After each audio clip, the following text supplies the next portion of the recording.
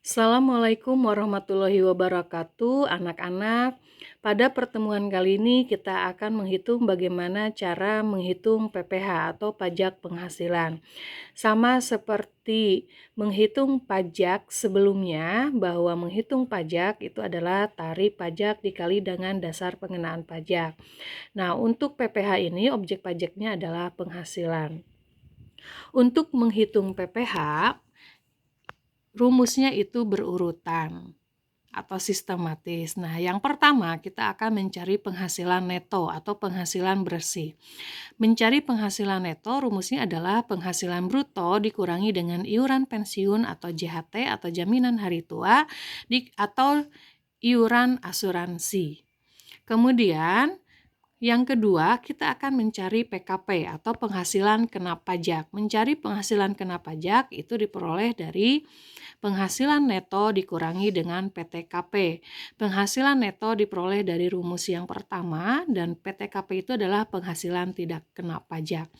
Besaran PTKP ini sudah ditentukan oleh pemerintah. Kemudian rumus yang ketiga, baru kita akan mencari PPh terutang. Rumusnya adalah tarif pajak dikali dengan PKP. PKP ini diperoleh dari rumus yang kedua. Tarif pajak untuk PPh itu bersifat progresif. Artinya semakin besar objek pajaknya, maka semakin meningkat tarif pajaknya. Nah, sebelum kita mencari soal atau memecahkan soalnya, di sini ada besaran tarif PPh untuk pasal 21. Pasal 21 ini diperuntukkan untuk orang pribadi dan juga badan usaha. Nah, di sini kita gunakan untuk yang orang pribadi, Ibu menggunakan tarif yang lama, tidak menggunakan tarif yang baru karena prinsipnya itu sama. Oke, di sini ada PKP dan juga tarif pajak. Nah, jika lapisan yang pertama, jika PKP-nya dari 0 sampai dengan 50 juta atau di bawah 50 juta, maka tarif pajaknya adalah 5%. Kemudian lapisan yang kedua, jika PKP-nya antara 50 juta sampai dengan 250 juta, maka tarif pajaknya adalah sebesar 15%.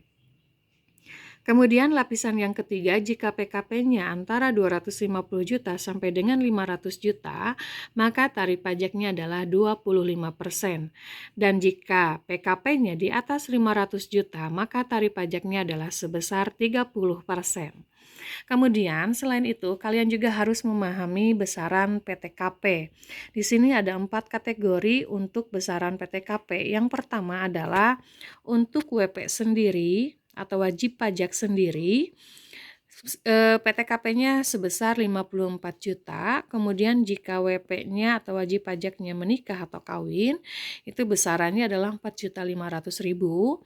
Kemudian yang ketiga, tambahan istri yang bekerja kemudian digabung dengan penghasilan suami, besarannya adalah 54 juta. Dan tambahan untuk anak, baik itu anak kandung atau anak angkat, maka maksimal itu 3 anak dan masing-masing setiap anaknya itu adalah 4.500.000. Jadi jika 3 anak maka tinggal dikali 3 dikali 4.500.000 seperti itu. Nah, untuk menghitung PPh di sini kalian harus bisa memahami dulu karena tarifnya itu progresif. Jadi untuk mencari PPh terutangnya itu berurutan. Jadi tidak, misalkan PKP-nya 50 juta dikali 5%. Kemudian jika PKP-nya misalkan 200 juta bukan berarti 200 juta dikali dengan 15%, tapi harus diulang dari penghitungan yang pertama karena sifatnya itu majemuk untuk PPh. Nah, kita contoh ya. Penghitungan PPh, misalkan PKP-nya adalah 50 juta, kita ambil dari yang maksimal. Nah, batasan maksimal dari PKP, batasan maksimal PKP itu lapisan 1 50 juta, lapisan 2 250 juta, lapisan ketiga 500 juta, dan untuk lapisan yang keempat itu minimalnya adalah 500 juta. Nah, misalkan PKP-nya 50 juta, maka PPh terutangnya kita lihat bahwa untuk 50 juta atau batasan maksimal 50 juta, pajaknya itu adalah sebesar 5%. Jadi kita langsung saja 5% dikali 50 juta, maka hasilnya adalah 2.500.000. Jika PKP-nya itu di bawah 50 juta, maka tetap saja 5% dikali dengan besaran PKP-nya. Nah, sekarang bagaimana jika PKP-nya itu sebesar 250 juta, sesuai dengan batasan lapisan yang kedua, yaitu 250 juta. Maka kita harus hitung lagi dari yang pertama. Batasan yang pertama itu adalah 5% dikali 50 juta, hasilnya adalah 2.500.000. Nah, yang 250 juta ini ada di lapisan yang kedua, tarif pajaknya adalah 15%. Maka yang kedua adalah 15% dikali dengan, kenapa ini 200 juta? Karena pengurangan 250 juta dikurangi dengan 50 juta, itu hasilnya adalah 200 juta. Jadi yang dikali dengan 15% itu bukan 250 juta, tapi sisa dari 250 juta dikurangi 50 juta. Jadi 15% dikali 200 juta itu adalah 30 juta. 2.500.000 ditambah 30 juta hasilnya adalah 32.500.000. Kemudian jika PKP-nya itu 500 juta sesuai dengan batasan maksimal di lapisan yang ketiga, yaitu 500 juta, tarif pajaknya adalah 25%. Maka kita harus hitung lagi dari yang 5%, 15%, baru 25%. Kita ulangi lagi dari yang pertama, bahwa 5% dikali batasan maksimal lapisan pertama 50 juta, kemudian 15% dikali dengan 200 juta, sesuai tadi dikurangi dengan 50 juta hasilnya 200 juta. Kemudian yang 25% itu dikali dengan sisanya. Ini 50 tambah 200 itu 250 juta. Berarti 500 juta dikurangi dengan 250 juta, sisanya adalah 250 juta. Jadi yang dikalikan dengan 25% itu adalah 250 juta. Hasilnya adalah 62.500.000. Kemudian nanti hitung ditambahkan, maka hasilnya adalah 95 juta rupiah. Kemudian jika sekarang PKP-nya itu ada di lapisan keempat. Lapisan keempat itu adalah tarif pajaknya sebesar 30%, karena di atas 500 juta. Maka PPh terutangnya kita harus ngitung lagi dari awal. Jadi 5% dikali 50 juta, kemudian 15% dikali 200 juta, kemudian 25% dikali dengan 250 juta. Nah, baru sekarang yang 30%-nya itu bukan dikali dengan 590 juta, tapi pengurangan dari 590 juta dikurangi dengan ini, 50 tambah 200 tambah 250 itu adalah 500 juta, maka sisanya adalah 90 juta. Ini 30% dikali 90 juta, hasilnya adalah 27 juta. Ini dihitung semuanya ditambahkan, maka PPh terutangnya adalah 122 juta rupiah. Seperti itu. Jadi kalian sebelum memahami soal penghitungan PPh, kalian harus memahami dulu penghitungan dasarnya terlebih dahulu untuk menghitung PPh terutangnya. Jadi kita ambil batasan maksimalnya seperti itu. Nah, baru kita akan ke contoh soalnya. Di sini ada contoh soal. Pak Samuel seorang karyawan swasta yang rajin. Setiap bulan ia mendapatkan gaji sebesar 10 juta rupiah. Pak Samuel telah menikah dan memiliki 3 orang anak.